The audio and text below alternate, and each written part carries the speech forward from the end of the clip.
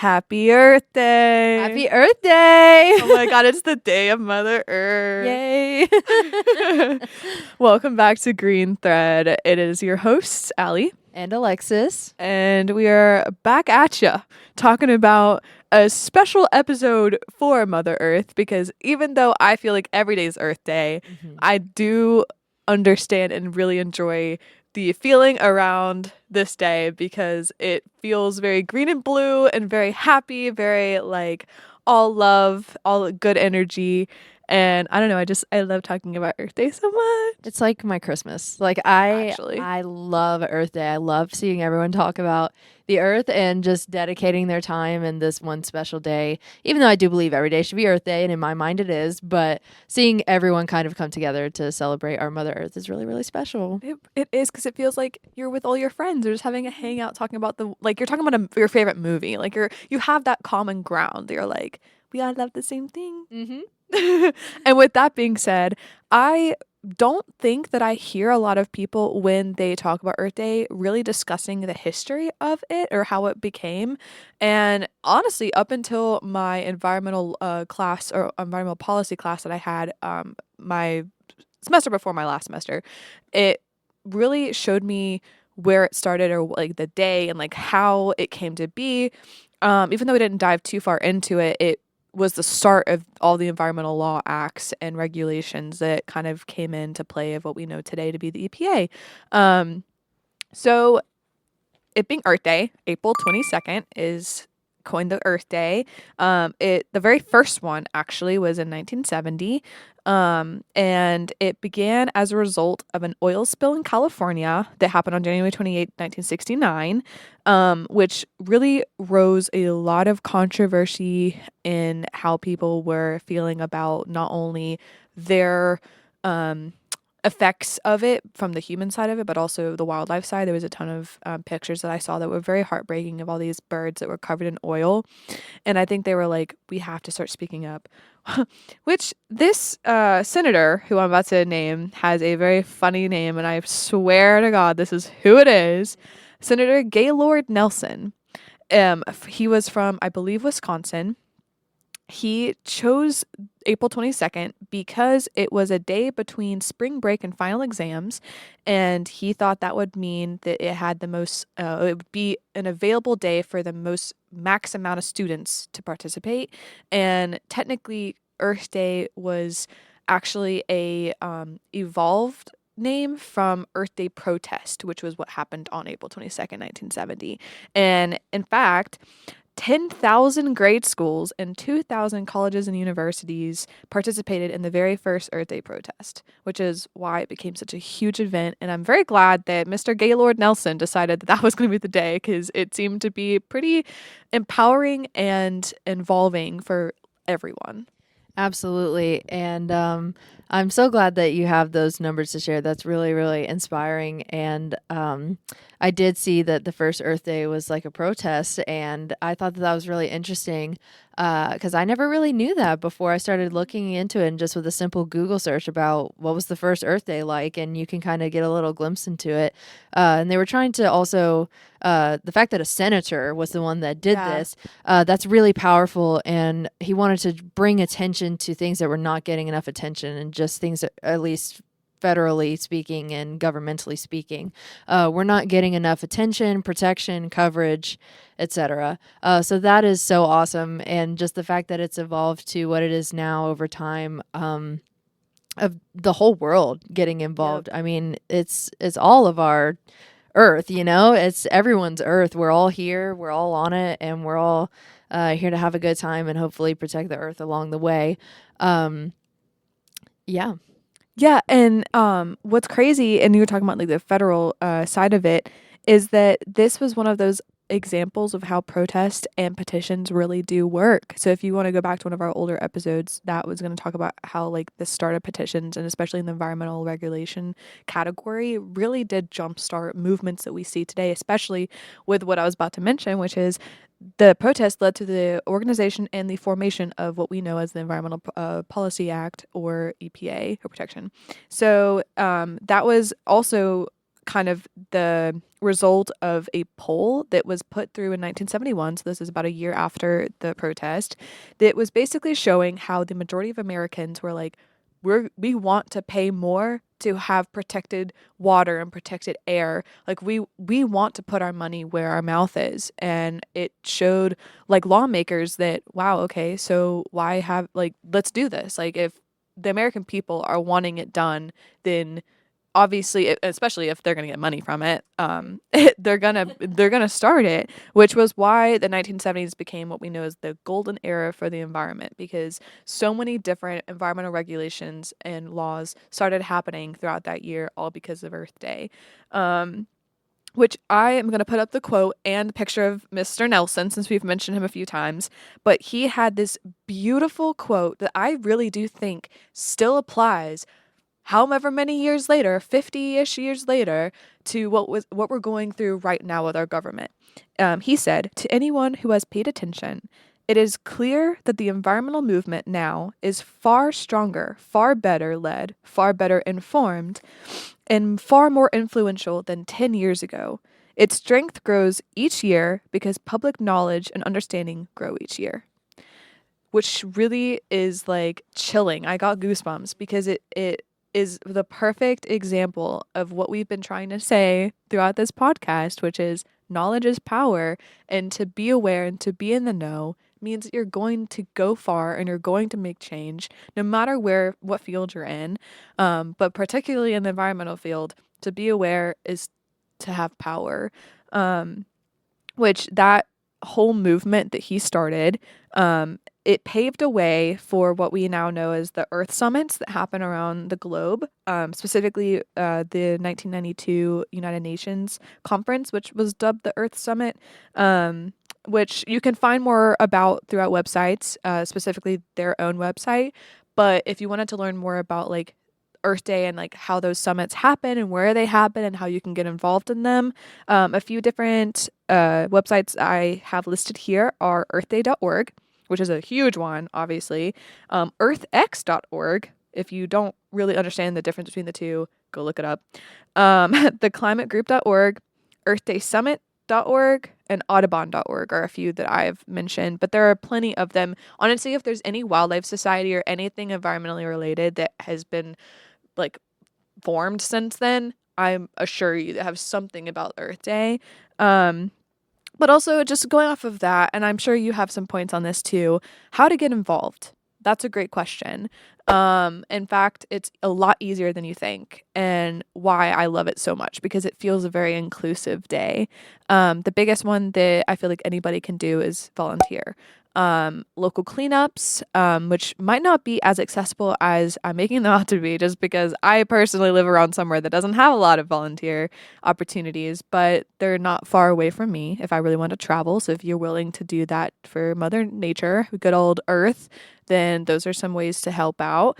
Also, just visiting some national parks, kind of getting a first off a scope of what we're talking about, because sometimes we can talk about the beautiful nature and what she offers to us, but then to go out and actually see it just completely changes your view. And I'm going to let Lexus talk about that.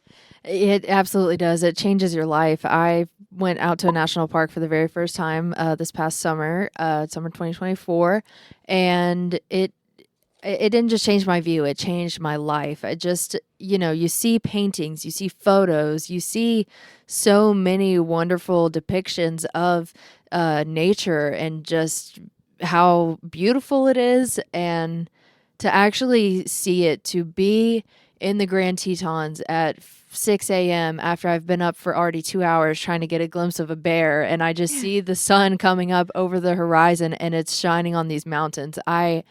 There is genuinely nothing else like it. I mean, I look at the photo all the time and I'm like, this doesn't even hold a candle to what I saw with my own eyes. It is so amazing. So if you have the funds, if you are able, please go out and see the world as much as you can, because there's no other way to describe it. There's no substitute for it. Photos do not do it justice. It is truly amazing what nature has to offer for us.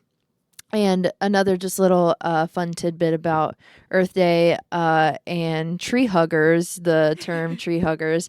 There was a movement in 1973 called, I believe, I'm sorry if I'm pronouncing this wrong, but it's spelled like Chipko, Chipko. And that happened in India to kind of, it was an environmentalist movement, but also like for Indian liberation. They were hugging trees that's how that happened, just to become tree huggers. They were literally physically out there just hugging trees, and it was a big testament to be against deforestation as well. That was the big message for them. So I think that's really cool that almost or a little over 50 years later, 52 years later, I have a shirt. I'm not wearing it right now, but I'm sure you've seen it in an episode or something. It says tree hugger. I like that term, and I am proud to be a tree hugger.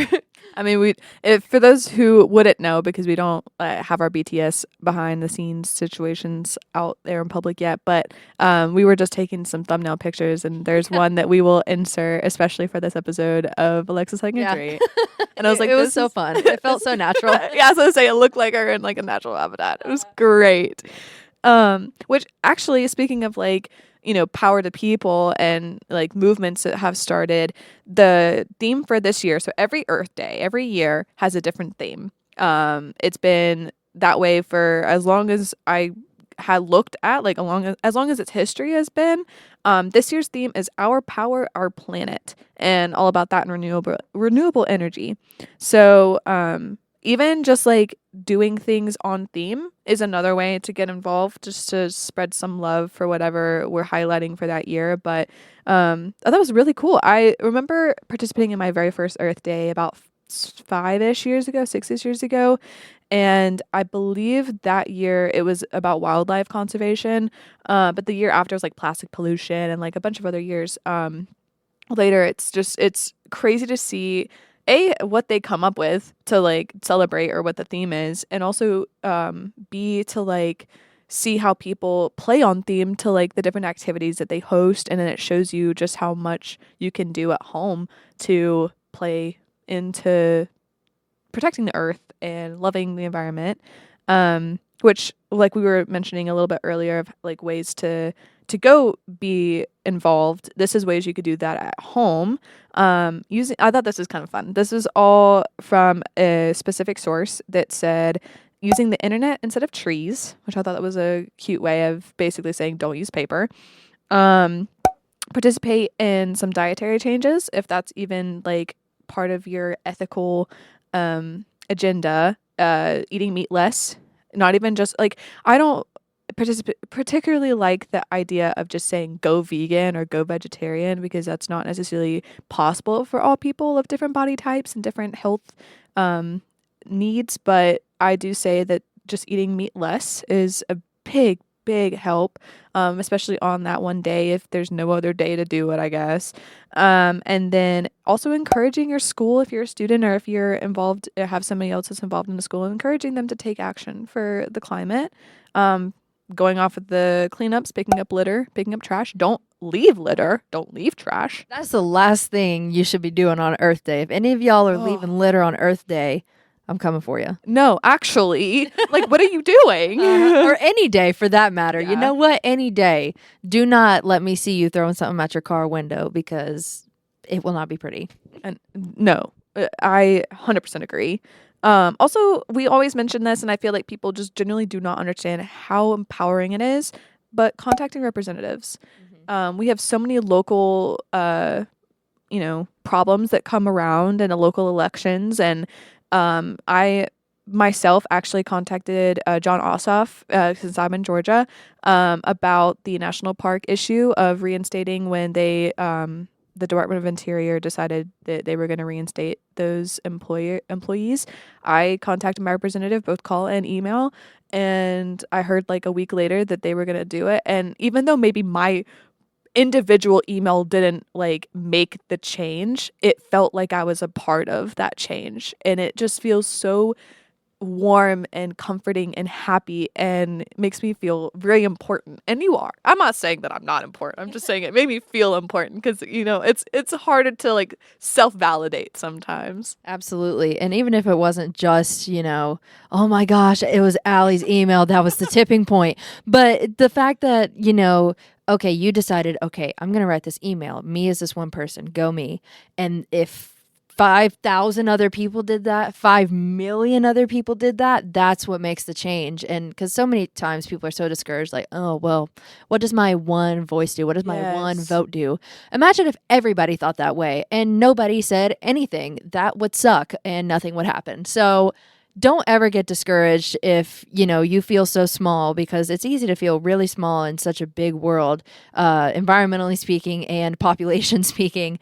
It's okay. There are literally millions and billions of other people who feel the same way you do, but we have to keep going in spite of that, and just despite that, you have to keep going, because or else nothing is going to get done. There have been movements in history, environmental or not, that would not have been possible unless people set aside their fears and set aside their own thoughts about how they're being perceived, or just of, their self-doubts, and they made things happen. And that is how a change happens. You have to set aside those things. And going back to what you can do, definitely picking up litter, even if there's not an organized activity with a group. If you're comfortable enough to go do something by yourself, go for it. I see trash all the time on the side of the road, and I'm like, man, every time I see it, it just makes me a little bit more angry. And I'm like, I just need to carry a pair of gloves and a trash bag with me and just get to work, because it makes me so angry every single time.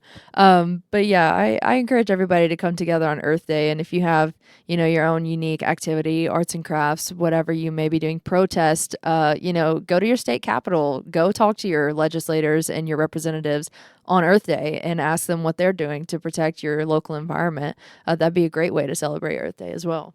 I 100% agree and to second that, especially about the litter, because what enrages me the most is when you see it and it's like 10 feet from a trash can or Yes. anything. I'm like, you genuinely couldn't walk that 10 feet? Mm-hmm. Like, what? And also the things that they throw out too. I'm like, a lot of these things are like glass and things Oh that yeah. you can't like, well, that shouldn't be necessarily recycled, like it's forever recyclable, but like I genuinely do not understand it, and I don't think I ever will. And maybe it's because of laziness, maybe it's because of convenience, like it's better to just throw it there than keep it around in your pocket, but like you don't understand that one thing, just it trickles up and down. And oh, I just cannot go on that soapbox. I will never get off. But definitely like picking up litter and just like everything that you carry with you. It's the whole leave no trace. Just don't do that. Don't do that. Just I can't. Okay, anyways, moving on. Um there's another thing that I was like trying to think about, going off of our like protest and petitions episode of like, okay, so then what how do we get involved in that? Cuz speaking of the history of Earth Day and seeing that it is now a thing because of this senator and these people that decided that they were going to be uncomfortable and go and do it, it changed history from forever. Like you could do one thing tomorrow and it changes history forever. That's how history works. But there are a few different ways that you can find like local protests and local cleanups and things like that you can be involved in. Earthday.org does have a map that shows the entire global world of like how what's going on in each of these countries and what you can do to be a part of them. Also, EPA.gov does have their own map as well. County websites, if anything, because some counties do more than others. And then any nearby park websites sometimes do, in terms of if they have like a local cleanup. Since you're in North Georgia and I used to be in North Georgia, like Alatuna has cleanups like all the time. That's one of the main ones that people do for Earth Day up there. So there's something everywhere. You just have to kind of look, and sometimes that can be a little hard to like know what words to put together. So that's why I'm giving some examples so that it's easy for you to find those. And also just like challenge yourself to learn about your environment. Mm-hmm. If none of this seems like something you want to do, and I get it, I guess. But if there's anything I would encourage you to do on Earth Day, it'd be just pick a subject, watch a documentary. We talked about nature and film a few episodes back. watch something, do something that can just take your mind into that space of nature. And that's good for psychological reasons, but also just to celebrate her, you know? Absolutely. There's so many things you can do. And if you're not comfortable or not able to get out and go pick up trash or go take photos and share them, you can cozy up at home. You know, if it happens to be a rainy day that day, cozy up with a nature documentary on Netflix or whatever. Cozy up with a 10-minute YouTube video if that's all you have time for, or cozy up with one of our podcast Oh, episodes. yeah. That's really the best way to celebrate Earth Day this year. But also, if you're comfortable enough, organize something yourself. If there's not anything in your area, say, okay, make a Facebook group. That is a great way to reach people, especially people of older ages as well. You know, post on Instagram for people maybe around a younger age. There are so many different ways with social media that we can connect with everybody and spread the word. So, yeah, there's plenty of things you can do. Besides organizing a cleanup as well, you can start a community garden, or you can I found a Facebook group in my area for a community garden. You can join one. So there's just a plethora of things you can do to celebrate Earth Day. 100%. I loved your little promo there. That was great.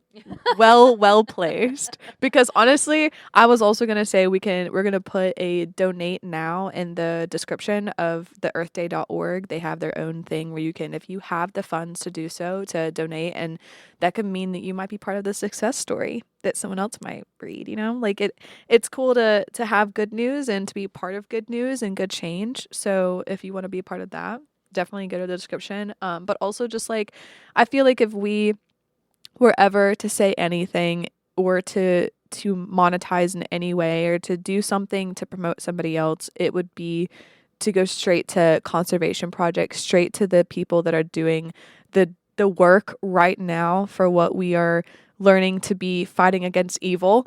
So I just wanted to say that too. Like it's so easy. Like this one YouTube video could mean, you know, you did some change. You celebrated Earth Day by watching us. Congratulations. Good job. Yes, and please tag us in anything you do for Earth Day. We want to see your photos, your activities. We want to know what nature documentary you're watching, you know, wherever you are in the world. I would absolutely it would just warm my heart to know that what you guys are doing to celebrate. And with that being said, make it a more mythical world is what my shirt says. Shout out to Good Mythical Morning, some of my favorite content creators of all time. But make it a more mythical world. Happy Earth Day. We'll see you next year, every Earth Day, hopefully forever. But yeah, we will see you guys next time. See you next time.